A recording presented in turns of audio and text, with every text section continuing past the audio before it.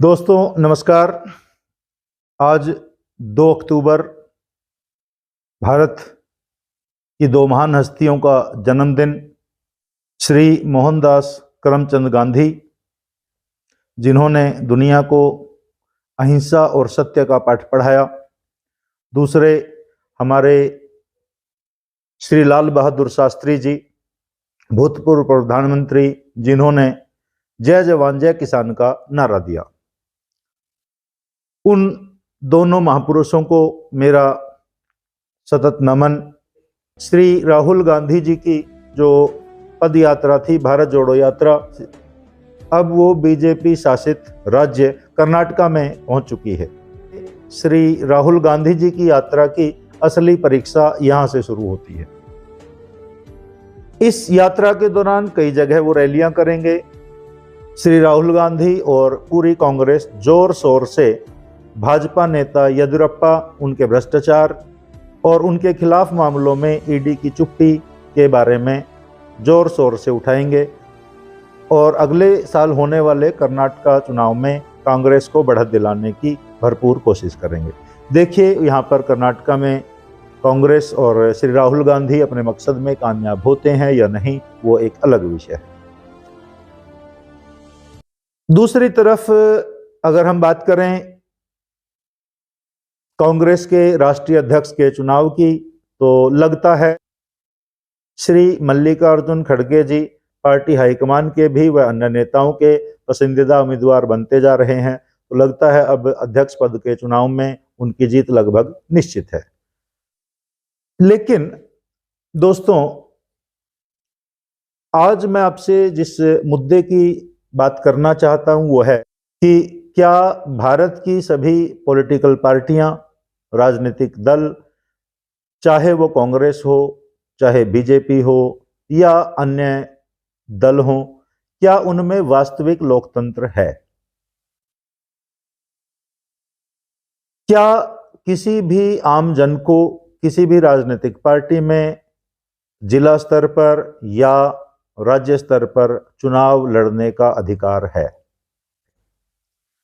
श्री मल्लिकार्जुन खड़गे जी का जो चुनाव है, अब उसमें आप देख सकते हैं कि कुछ कांग्रेस के डेलीगेट्स हैं जो वोट करेंगे।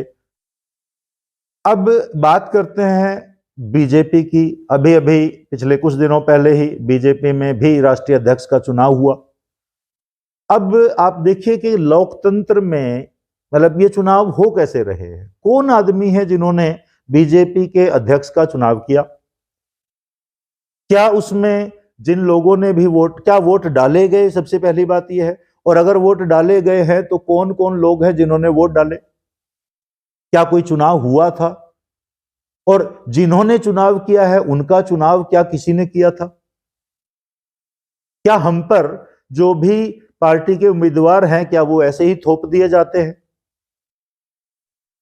दोस्तों, आप सभी जैसा कि जानते हैं कि पार्टी हाईकमान की तरफ से राज्य के, जिले के अध्यक्ष, उपाध्यक्ष, इनका चुनाव कुछ ऊपर बैठे लोग ही करते हैं।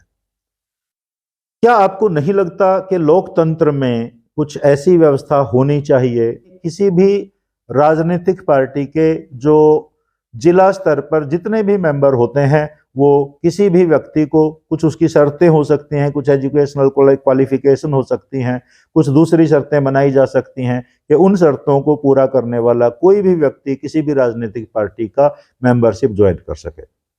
और हर 2 साल या 1 साल या 3 साल कुछ ऐसा निर्धारण किया जा सकता है जिसके बाद हर किसी राजनीतिक पार्टी का जिला स्तर पर चुनाव होना चाहिए और उसके बाद जो जिला स्तर पर चुने हुए पदाधिकारी हैं उनका वोट लेते हुए इसके राज्य के और नेशनल लेवल के जो पदाधिकारी हैं उनका चुनाव होना चाहिए। अगर आपको भी यही लगता है कि ऐसा होना चाहिए तो आप प्लीज इस वीडियो में कमेंट करके बताएं।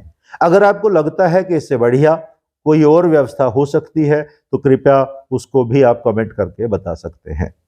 क्यों ये हवाई मतलब पैराशूट के थ्रू ही कूद कर नेता जो है किसी भी जिले स्तर पर समझ लीजिए, असेंबली स्तर पर समझ लीजिए, मतलब पैराशूट से कूदते हैं, पार्टी टिकट दे देती है, उसके बाद वो कैंडिडेट बन जाते हैं। आम आदमी की मजबूरी बन जाती है कि वो इसे चुने या उसे चुने।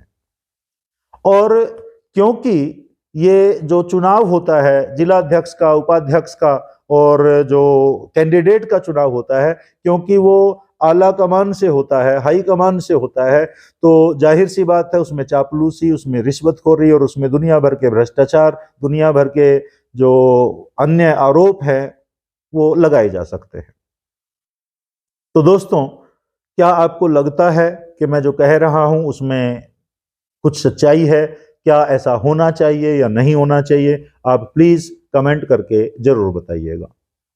अंत में जाते जाते एक बार फिर से भारत के दो वीर सपूतों को श्रद्धांजलि देते हुए मैं अपनी वीडियो को यहीं खत्म करता हूं। जय हिंद।